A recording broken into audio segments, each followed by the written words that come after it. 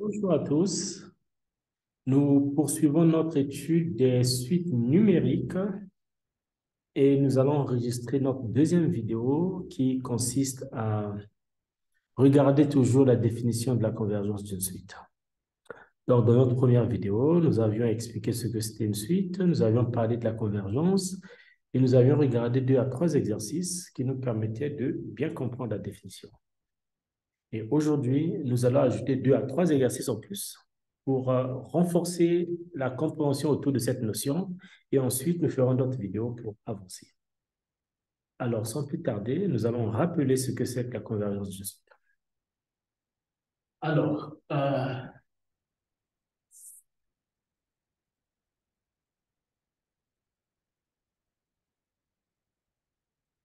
donc, dans notre première vidéo,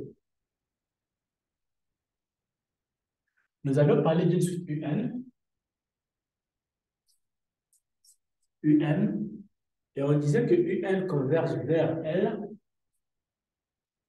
est réel, si pour tout epsilon strictement supérieur à 0, il existe grand N, et généralement ce grand N dépend de epsilon, tel que pour tout N élément de N, dès que nous avons N supérieur ou égal à grand N, cela implique que une N moins L strictement inférieur à epsilon. Et donc, l'idée est, lorsque nous voulons montrer que UN converge vers L, nous choisissons notre epsilon. L'idée est de trouver ce monsieur.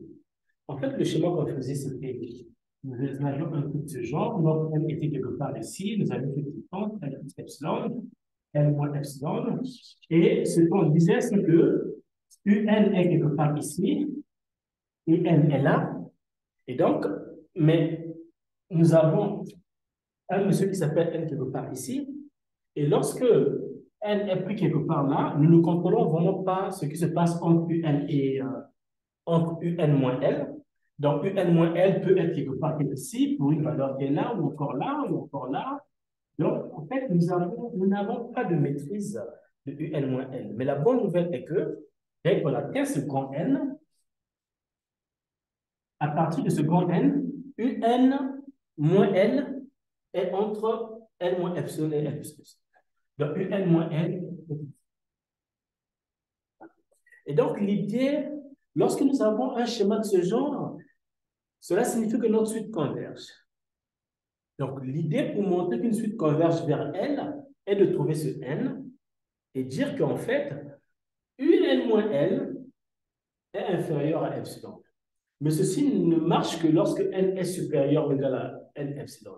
Donc voilà, l'idée est de trouver le N epsilon et de montrer que, et de dire que bon, pour tout N supérieur à cette quantité, UN moins L inférieur à epsilon. Et dans ces conditions, on dirait que notre suite converge. Voilà. Et donc, comme exemple, nous avions parlé d'un exemple très intéressant hier. Nous avons parlé du temps où N est égal à 1 sur N. Et pour cette valeur, il était question de montrer que ceci convergeait vers 0. Et nous avons montré qu'en fait, quel que soit le epsilon que vous testiez, qui est positif, UN moins 0, donc UN est strictement inférieur à epsilon lorsque N était supérieur ou égal à la partie entière de 1 sur epsilon plus 1. C'est ce qu'on avait fait hier. Donc, le grand N, notre grand N epsilon, était cette valeur qu'on avait trouvée. Et donc, pour tout N supérieur à cette valeur, N moins L était inférieur ou égal à strictement inférieur à epsilon. Et donc, dans la même lancée, aujourd'hui, nous allons prendre notre exemple. Et ici, l'exercice, ou bien la question est de montrer que, alors nous prenons UN égale à N plus racine carrée de N sur N carré plus 1. Voilà. Et donc, la question est de montrer que cette suite converge vers 0. Alors, une telle question est intéressante, mais si vous calculez la limite, vous avez faussé. Si vous calculez la limite, vous êtes à côté de la plaque parce que l'idée d'une telle question est de passer par cette définition pour montrer. Si c'est pour calculer la limite, on vous demande de calculer la limite. Donc, montrons que UN converge vers 0. Alors, ce que nous allons faire, nous allons choisir un epsilon qui est strictement supérieur à 0, soit epsilon strictement supérieur à 0. Et l'objectif est de trouver le n epsilon qui est là et de montrer que quel que soit le n qui est supérieur à cette valeur, nous avons un moins n inférieur à 1. Alors, ce que nous allons faire, parce que, voyez-vous, l'expression que nous avons ici ne nous donne pas beaucoup d'informations, nous allons essayer de transformer cette expression. Donc, nous avons un qui est égal à n plus la racine carrée de n sur n carré plus 1. Mais ce que nous savons, c'est que la racine carrée de n est inférieure ou égale à n.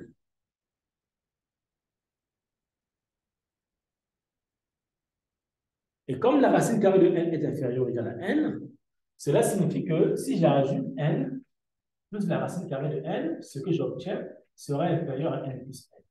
Et donc, je peux donc diviser par n carré plus 1. Le résultat ne changera pas. Et donc, je viens d'obtenir que cette quantité, en fait, est inférieure ou égale à 2n sur n carré plus 1.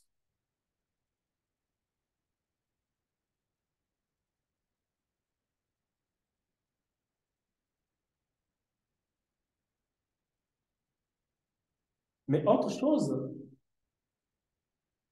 c'est que, désolé, n carré plus 1 est, si vous voulez, n carré est inférieur ou égal à n carré plus 1, même strictement inférieur. Est strictement inférieur à n carré plus 1. Cela signifie que si je passe aux inverses, j'ai 1 sur n carré plus 1 qui est strictement inférieur à 1 sur n. Et donc, je peux multiplier par 2n, si vous voulez. J'aurai donc 2n ici, sera comme ceci. Donc, ça, c'est inférieur ou égal à, c'est strictement inférieur à 2n sur n carré plus 1. Sur n carré. Et donc, je peux simplifier par n pour trouver 2 sur n. Très intéressant. Ça veut dire que j'ai mon un qui est strictement inférieur à 2 sur n. Et ça me rappelle quelque chose. Parce qu'en fait, en travaillant avec 1 sur n, vous vous rappelez de la suite 1 sur n. La suite 1 sur n a été traitée dans la précédente vidéo. Et nous savons que pour la suite 1 sur n est strictement inférieur à epsilon lorsque nous prenons notre n égale à la partie entière de 1 sur epsilon plus 1. Donc ici, je suis vraiment tenté de penser que comme ici j'ai 2 sur n, lorsque je prendrai la partie entière de 2 sur n plus 1, ben, j'aurai mon résultat. Mais bon, rien ne s'affirme, hein, il faut démontrer. Donc ce que nous allons faire, c'est quoi? Observons que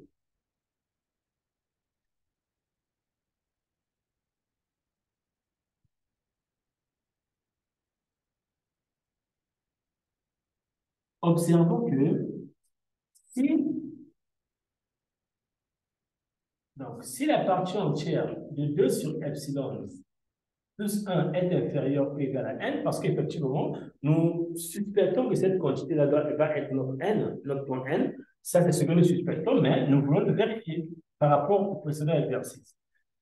Alors, cette quantité est inférieure ou égale à n signifie tout simplement que, parce qu'en fait, je vais peut-être utiliser l'autre partie du tableau ou encore l'écrire ici, c'est mieux. 2 sur epsilon plus 1 inférieur ou égal à n. Voilà. Donc, je suppose que ceci est égal à moins n. Donc, je vais vérifier si c'est réellement moins n. Alors, nous avons même rappelé hier que la partie entière, vous avez la partie entière, donc, ça c'est donc 2. Donc, si vous avez la partie entière de x, vous avez x moins 1, qui est strictement inférieur à la partie entière de x, et qui est inférieur ou égal à x ici.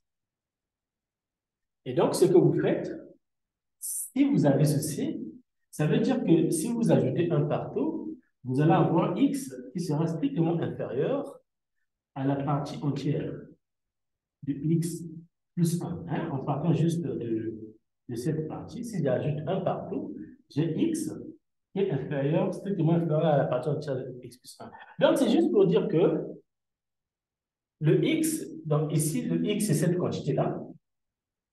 Donc, en respectant, en tenant compte de ceci, j'ai donc 2 sur epsilon qui est strictement inférieur à toute cette quantité.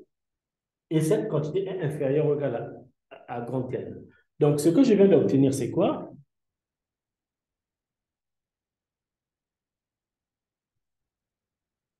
Ce que je viens d'obtenir, c'est 2 sur epsilon qui est strictement inférieur à n. Et 2 sur epsilon strictement inférieur à n, je peux juste inverser, implique que 2 sur n strictement inférieur à epsilon. Ah, ça c'est intéressant.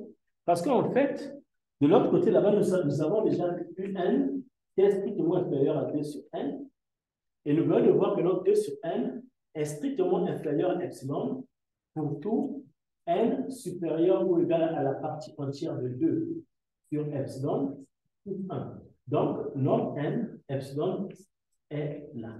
Et nous avons terminé. Donc, dans ce genre de cas, l'objectif de l'exercice est toujours de trouver le n. Est toujours de trouver le n pour lequel, pour tout x élément de cette partie-là, supérieur ou égal à cette partie, nous avons notre quantité qui est inférieure ou égale à epsilon. Voilà.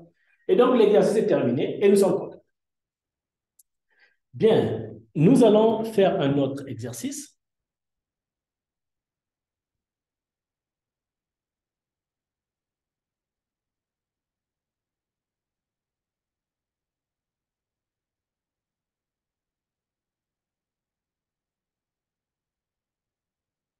Dans un prochain exercice, nous allons nous intéresser, bon, c'est un cas extrêmement facile. Ici, nous avons du n qui est égal à cosinus de n sur n. Voilà. Donc, nous prenons soit epsilon supérieur à 0. Et l'idée est de trouver un epsilon tel que pour tout. Donc, nous voulons trouver n epsilon de n tel que pour tout n supérieur ou égal à n epsilon, un moins 0 soit strictement inférieur à epsilon. En fait, un soit strictement inférieur à epsilon. Et donc, pour cela, nous prenons donc la valeur absolue de un. Quand nous prenons un en valeur absolue, ce qui nous donne cosinus de n sur n. Mais en fait, nous savons que le cosinus de n est inférieur ou égal à 1. Et comme la valeur absolue de cosinus est inférieure ou égale à 1, cette quantité est inférieure ou égale à 1 sur n. Très intéressant. Donc, nous venons d'avoir n inférieur ou égal à 1 sur n, mais ce cas a été déjà étudié dans la précédente vidéo. Et nous avons vu que pour tout, en fait, pour toute cette quantité-là est inférieure à epsilon pour tout n supérieur ou égal à la partie entière de 1 sur epsilon plus. Donc, règle, voilà, ça a été réglé hier. Et donc, à partir de cet exercice, nous avons traité notre premier exercice et notre deuxième exercice, et c'est terminé. Donc, nous avons notre compte qui est là. Un epsilon est là. Et tout est correct. D'accord. Nous allons donc prendre un troisième cas.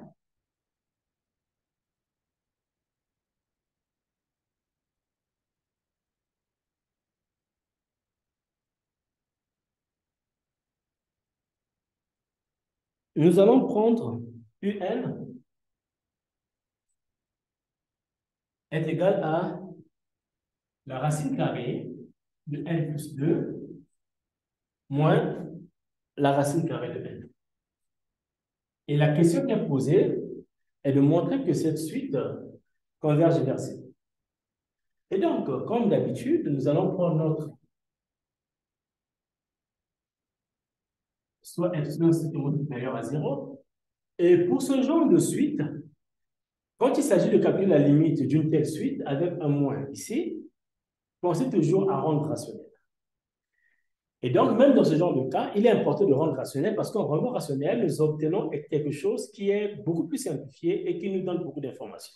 Donc, rendre rationnel signifie tout simplement que nous allons multiplier le numérateur et le dénominateur par le conjugué. Donc, je vais avoir la racine carrée de n plus 2 moins la racine carrée de n. Je multiplie par la racine carrée de n plus 2 plus la racine carrée de n et je divise par cette expression. La racine carrée de n plus 2 plus la racine carrée de n. Donc, c'est comme si je n'ai rien fait. J'ai ajouté la même chose et je divise par la même chose. Mais en fait, bon, je retire d'abord ce monsieur. Mais en fait, en faisant cela, ce que j'obtiens, c'est quoi? J'ai donc la racine carrée de n plus 2 plus la racine carrée de n. Mais le numérateur, en fait, j'ai a moins b facteur de a plus b. C'est une identité remarquable de la forme a carré moins b carré. Donc, j'ai ici a carré moins b carré. Ce qui me donne n plus 2 moins n sur la racine carrée de n plus 2 plus la racine carrée de n. Ce qui est, donc les n vont se simplifier. J'obtiens 2 sur la racine carrée de n plus 2 plus la racine carrée de n.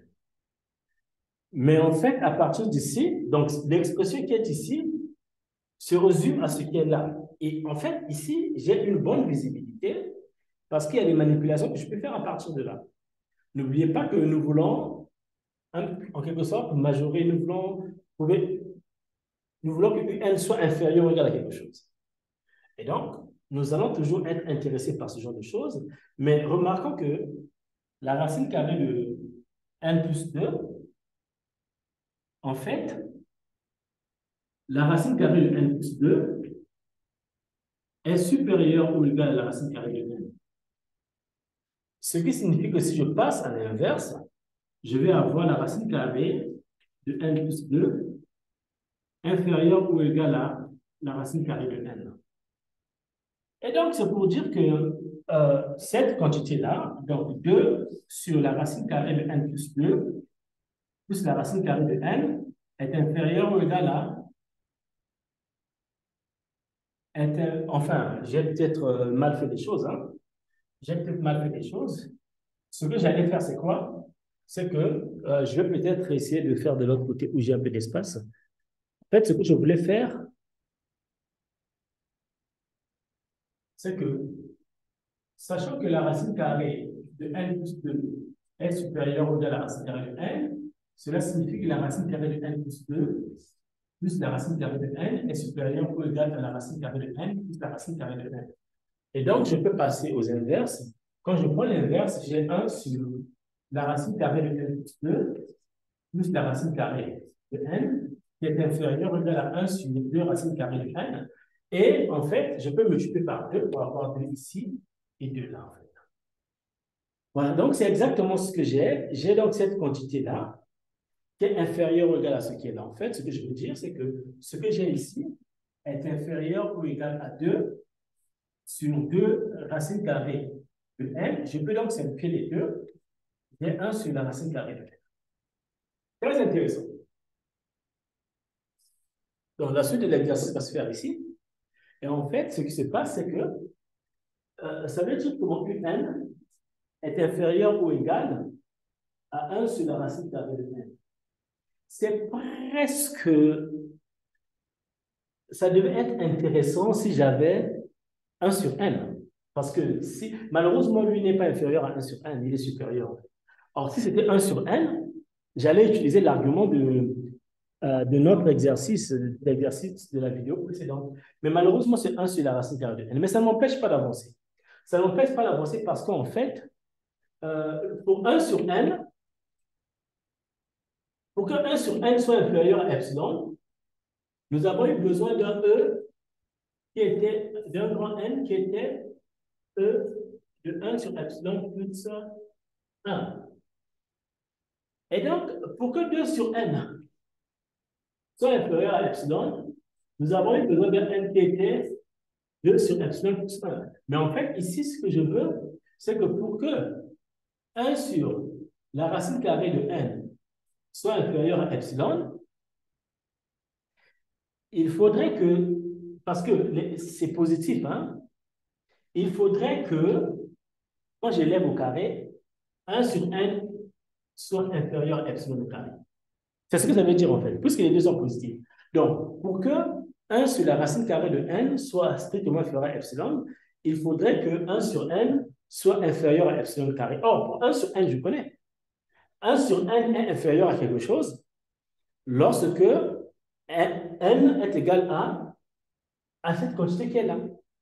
Donc, 1 sur N inférieur à epsilon carré signifie tout simplement que mon N sera E de 1 sur N carré, 1 sur epsilon carré plus 1. Voilà, c'est ça. Donc ici, inférieur à 1 sur epsilon pour tout N supérieur ou égal à E de 1 sur epsilon carré plus 1. Donc, en fait, mon N est égal à 1 sur epsilon carré plus 1. Bon, voilà. Donc, je pense qu'avec ça, OK, nous pouvons encore faire un autre. Nous pouvons encore essayer de faire un autre. Je pense que j'ai préparé un autre ici. Il y a ceci qui est fait. OK, il reste un dernier qu'on va faire.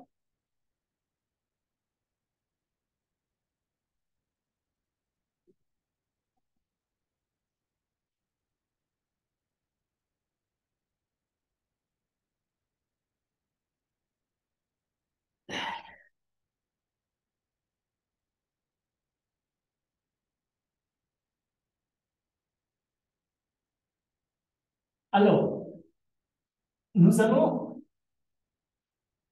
nous allons essayer de regarder le cas. OK? Nous allons regarder le cas UN égale à N sur à N sur 2 à la puissance N. Alors, ici, bon, il y a un exercice de première année, enfin, il y a un exercice de récurrence. Je laisse l'exercice montrer que pour tout N supérieur ou égal à 5, N au carré est strictement inférieur à 2 à la puissance N. C'est un très bel exercice de première année qui consiste à, en fait, nous avons cette inégalité, mais cette inégalité ne marche que lorsque n est supérieur à 5. Donc, déjà, pour commencer, l'étudiant de première année peut vérifier, montrer par récurrence, hein, ça se fait par récurrence, que pour tout n supérieur à 5, nous avons cette inégalité. Mais dans cet exercice, nous allons admettre ce résultat. Donc, pour tout n supérieur ou égal à 5, nous avons n carré qui est strictement inférieur à 2 à la puissance n. Et donc, ce que nous allons faire, nous allons chercher, parce que n, donc dire que n carré est strictement inférieur à 2 à la puissance n, implique que je passe, implique que 1 sur n carré est strictement inférieur à 1 sur 2 à la puissance n. Et donc, je peux multiplier par 2. Ben, non, supérieur. Enfin, j'ai fait exprès, je voulais voir si vous me suivez correctement. Voilà. Donc, n carré inférieur à ceci signifie que quand je passe aux inverses, j'ai 1 sur n carré supérieur à cette quantité. Et donc, je peux multiplier par n, puisque voilà. Donc, cela signifie que n sur n au carré est strictement supérieur à n sur 2 à la puissance n. Et donc, à partir d'ici, je peux simplifier par n. Et donc, je vais avoir n sur 2 à la puissance n qui est strictement inférieur à 1 sur n. Intéressant. Donc, en fait, ceci, c'est un. Ça implique que un est strictement inférieur à 1 sur n. J'ai envie de dire que c'est terminé, puisqu'on a déjà traité cet exercice-là, mais en fait, c'est très important ici, parce que ce n'est pas terminé. Nous savons que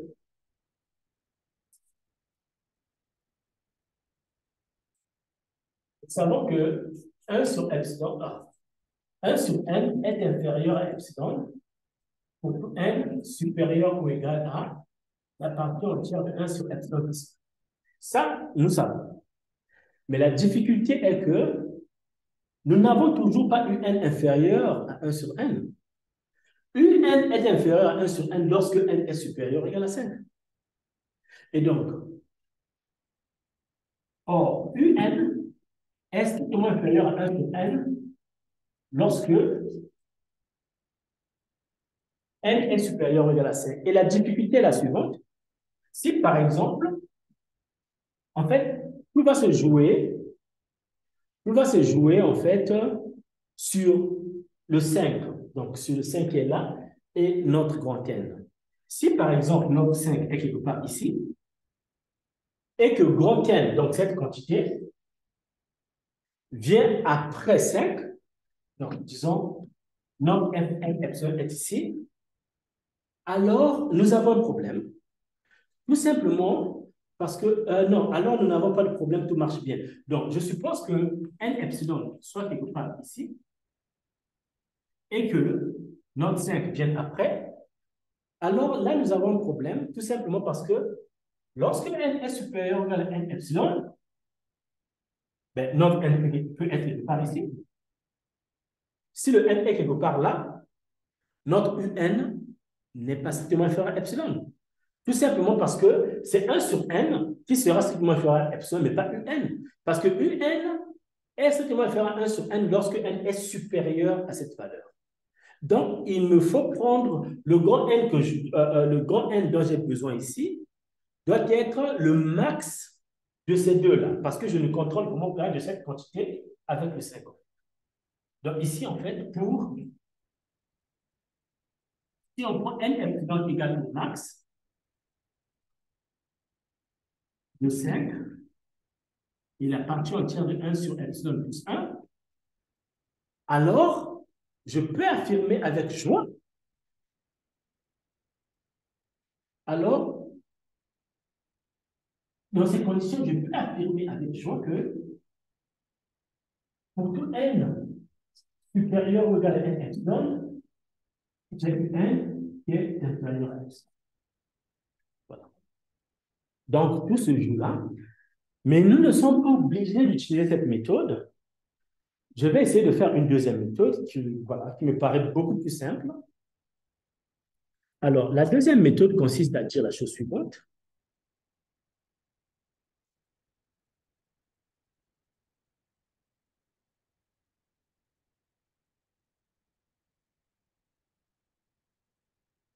Alors, la deuxième méthode consiste à, puisque nous prenons un, c'est égal à n sur 2 à la puissance n. Et donc, ce que nous allons faire, nous allons observer que 2 à la puissance n est égal à 1 plus 1 à la puissance n. Et maintenant, nous allons appliquer le binôme de Newton. Je vais juste rappeler la formule du binôme de Newton. La formule du binôme de Newton dit, si vous avez a plus b à la puissance n, ceci vous donne la somme k allant de 0 à n. Vous prenez moins 1 à la puissance k.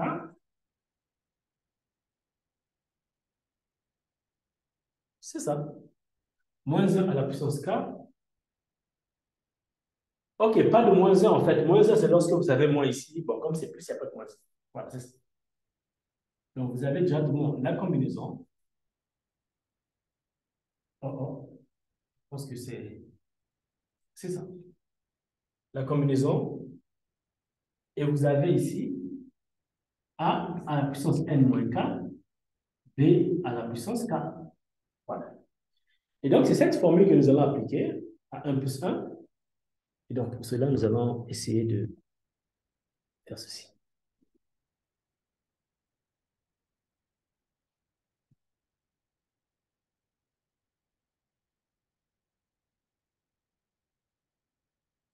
Et donc,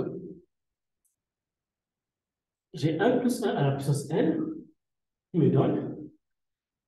Donc, quand k égale à 0, la combinaison de n dans 0 nous donne 1, parce que vous allez avoir n.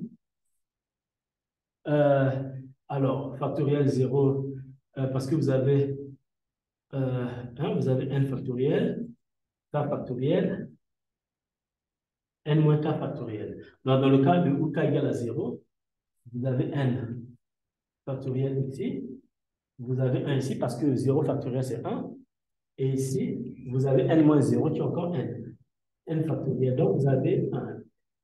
Donc, ce qui se passe, vous allez avoir 1, là, ça sera 1 à la puissance 1 moins 1, donc vous avez 1.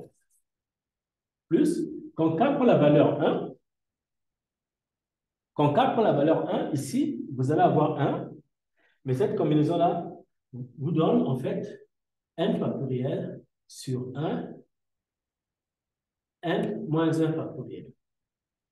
Et donc, ça vous donne n en fait, parce que vous allez pouvoir écrire n fois n moins 1 factoriel sur n moins 1 factoriel. Vous allez simplifier ça, il vous reste n. Donc, vous avez n ici. Plus, quand n prend la valeur 2, ce que vous avez, vous allez avoir n factoriel. Vous allez avoir donc ici 2 factoriel qui est égal à 2.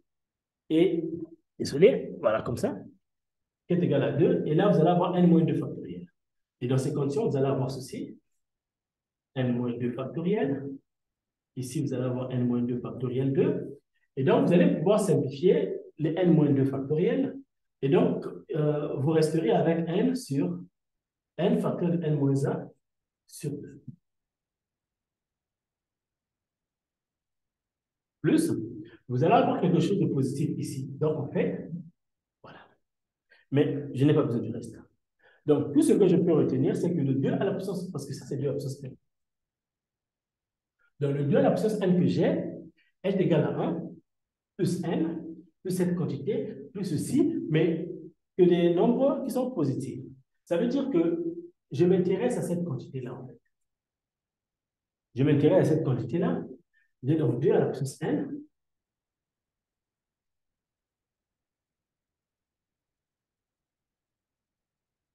De la puissance n qui sera donc supérieur ou égal à n factoriel de n moins 1 sur 2. Et donc, quand c'est supérieur à n factoriel de n moins 1 sur 2, on peut donc passer à l'inverse. À l'inverse, nous aurons 1 sur 2 à la puissance n qui sera inférieur ou égal à n factoriel de n moins 1 sur 2 à la puissance moins 1. En fait, je prends l'inverse. Donc, je peux multiplier par 2, donc par n plutôt. J'ai n sur 2 à la puissance n qui sera inférieur ou égal à 2n sur n factoriel de n moins 1. Et donc, tu peux simplifier ici pour avoir 2 sur n moins 1. Et donc, mon un, c'est cette quantité. Je viens donc d'avoir un inférieur ou égal à 2 sur n moins 1. OK. Alors, comment je peux régler ce problème? Alors, ici, je vais un peu me référer. Alors, si vous vous rappelez, nous avions parlé, vous savez,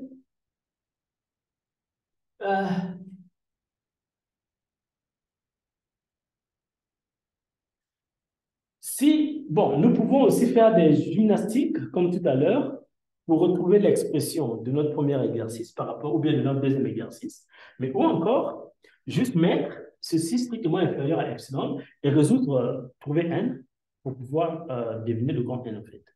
Et donc, ce qui nous permet de dire que cette quantité-là, donc c'est inférieur à epsilon lorsque nous avons 2 strictement inférieur à n-1 fois epsilon. Donc, lorsque 2 est strictement inférieur à n epsilon, moins epsilon, ce qui signifie que c'est lorsque ce que je veux, j'ai besoin de trouver n. OK. Donc, ce monsieur va aller de l'autre côté. Donc, j'ai 2 plus epsilon, je vais diviser par epsilon pour que ça soit strictement inférieur à n. Et donc, ça va me donner 2 sur epsilon plus 1. Okay? Nous repartons ici, obligé d'effacer parce que nous n'avons plus beaucoup d'espace.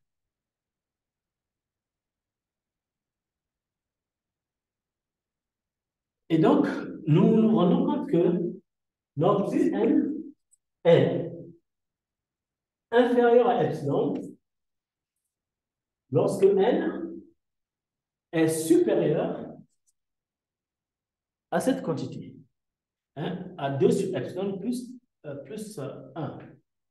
À 2 sur epsilon plus 1. Et donc, mais en fait, je ne peux pas me permettre de dire que cette quantité-là, c'est mon grand N, tout simplement parce que je ne maîtrise pas epsilon. J'ai besoin que le grand N soit un entier. Donc, pour cela, le 2 sur epsilon doit être un entier. Et donc, ce que je fais,